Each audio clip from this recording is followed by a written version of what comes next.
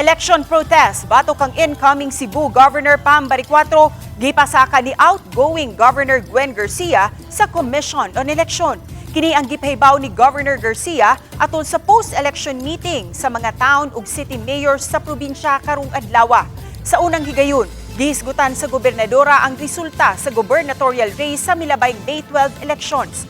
Base sa official ug final count sa COMELEC, si Baricuatro nakakuha og kapin 1 million votes, samtang anaa sa kapin 700,000 ang mibutar kang Garcia. Mato ni Governor Garcia, daghan ang nakugang ug wala makatuo sa resulta.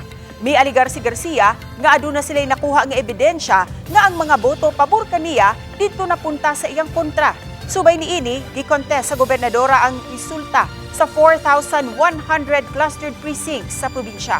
Matud sa kampo sa incoming governor, andam silang mutubag sa mga aligasyon.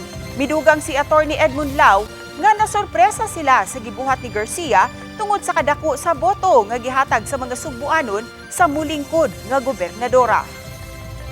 I truly believed